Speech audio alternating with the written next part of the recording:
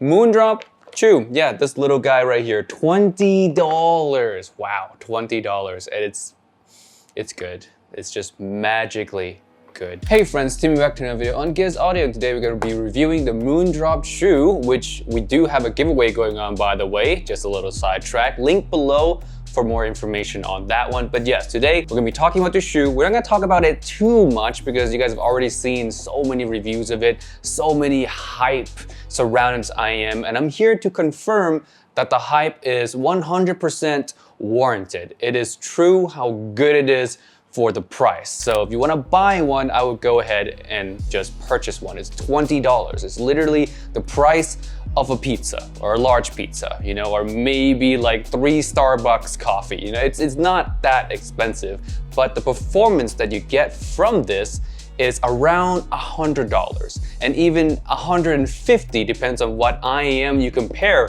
this thing to. And that value really comes first with the tuning. The tuning on this is just so well done. Easily one of the best tuned IEM under $100, even in comparison to something like the Moondrop Aria, the new Titan S. I actually prefer the tuning on the Chu over the tuning on the Aria because I like how the bass is done on the Chu more than the Aria. Not that it's better than the Aria, it's just more my taste, if you will. The Aria is still fantastically tuned in terms of tuning qualities. I would say it's on par with the Chu. It's just a little bit different in taste. The Chu just fits me more. However, if you notice, the Chu is in the same conversation as the Aria and the Titan S tuning-wise, but it is 4 times cheaper. It's $20 versus $80 of those two IEMs. So yeah, if you just want very good sound for the cheapest price possible, the Chu should be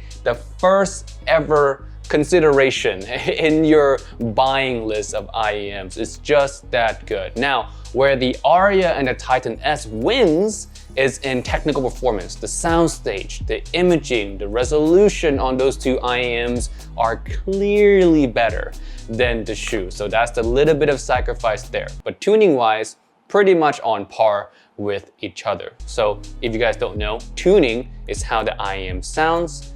Partially. Technicality is how clear, I guess, something comes across, how realistic, how clear something comes across. Wider stage, pinpoint imaging, better details, just presents a clear image of, you know, the song being played, the stage the instruments are on, and the positioning of each, you know, that's technicalities. In those aspects, the Aria and the Titan is better. But tuning wise, how something comes across, you know, how the sound, the frequencies, the signature comes across is same grade, $100 and $150 in value there. So with all that said, how does this sound and what are some of the competitions that are out there on the market right now? So the Chu, starting with the bass, has a sub-bass focus leading into a very clean mid-bass and lower mid-range separation. I wouldn't say as clean as something like the Moondrop Variations, but clean nonetheless. Clean in a way that's not too clinical, it's not too analytical, it's not too dry, or it's not too thin. It's just right. It's almost exactly how I prefer it. Clean and at the same time musical, like smooth, like very nice to listen to, clean separation of the bass and the mid-range. The bass power, I would say, is lacking, depends on who you ask. So for me, the bass is perfect. A sub-bass focus, a little bit of elevation, gives this really nice slow rumble, a little bit of warm feeling at the end, and I quite like that. It's just enough for me. But for those of you who consider yourself a bass head, you want that instant slam, you want that hits, you want to feel every beat, then this will be lacking for you. And that's where, back to the Aria does that better than the Chu. So if you want more bass, you would go for something like the Aria type of tuning. If you want just natural feeling bass, a sub-bass focus, then the Chu is perfect. Now onto mid-range is correct, to say the least. Very well done. Clean mid-range, good clarity, good natural feeling vocals. And onto the upper mid-range, there's sufficient amount of energy there as well. So female vocals and male vocals feel full and satisfying to listen to. And any instruments in the mid-range pop out of the background very well. So there's that nice bit of contrast between the mid-range itself and the other frequency range that is done very well on the shoe. Treble wise, I would say if I were to nitpick one thing about the shoe that I think needs an improvement, it would be in this area. It's not the sparkliest of all treble. It has good treble that extends the female vocals range or extend a lot of the instruments that lives in the upper ranges quite well, but not well enough for my liking. I wish there was a bit more treble, or I wish the treble was a little bit more even. But again, back to the price, it is $20. I mean, just everything else that you get with it is already fantastic. This is just a little bit of nitpick just for nitpick's sakes, all right? So the treble can be done better. I wish there was more. I wish it was sparklier. I wish it was a little bit airier, but all that falls flat in comparison to the price. Is $20. It's technical time. Let's bring up my scale for resolution here. I would say this thing lands around the blonde 03 area, and in that area it's already pretty good for anything under $50. So anything that can resolve around the blonde 03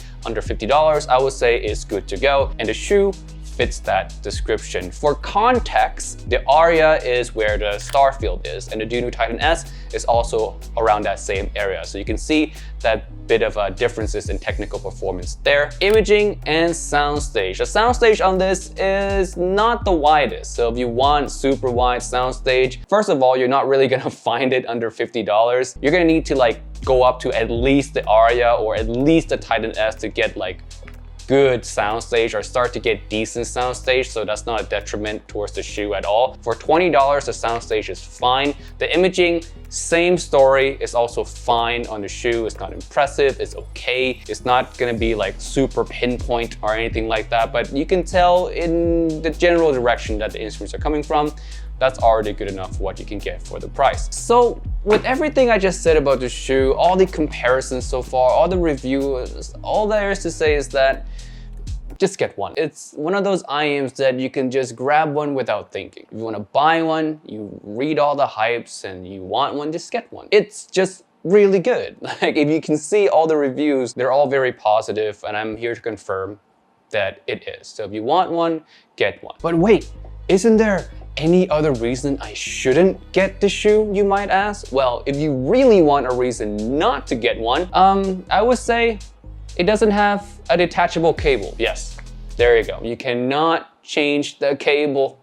Super sad. A lot of audiophile or a lot of people in the community love the fact that you can change the cable on IEMs because they have their own cable. They want to, just have it look nicer, maybe have a more comfortable cable. They have a cable of their choice, something like that. And on the shoe, you just can't do that. That might be a breaking point for some of you, but I'm sure for the average consumer, that's a non-issue. But if it is to you, that's one of the reasons not to get the shoe. There is another IEM that I want to recommend to you guys that has detachable cables. It is tuned different than the shoe, slightly bit different. It is, in essence, like a side grade to the shoe, almost just as good. I prefer the shoe, but this one is almost just as good and might be better for some of you guys out there as well, especially those who love more bass. And this IEM is the Tripoen Leia. The Leia is tuned similarly to the Aria in a way, especially in the bass department. It has more mid bass than the shoe, so the thumps and slam come across more apparent on the Leia. It also has, again, detachable cables if that's what you care about. The tuning, I would say, is just as good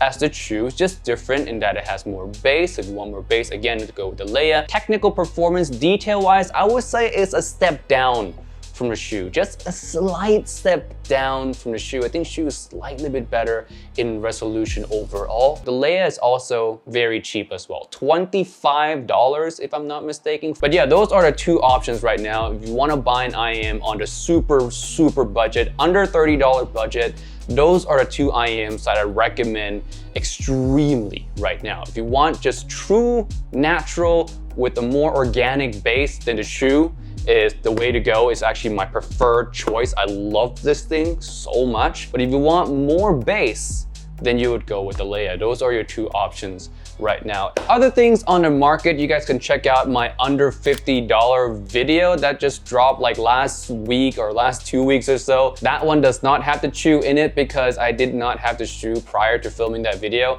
But if you want other options for under $50 IEM, you can go watch that video. But I'm here to tell you right now, these two are it. Just the Chu or the Leia, or just get both, or whatever you want. But these two are the best IEMs you can grab right now under $50. It competes well with anything in the $100 bracket. Both of them do. So there you go. Thank you so much for watching. Enter the giveaway, links below, and also don't forget to join Discord. I'll see you guys later.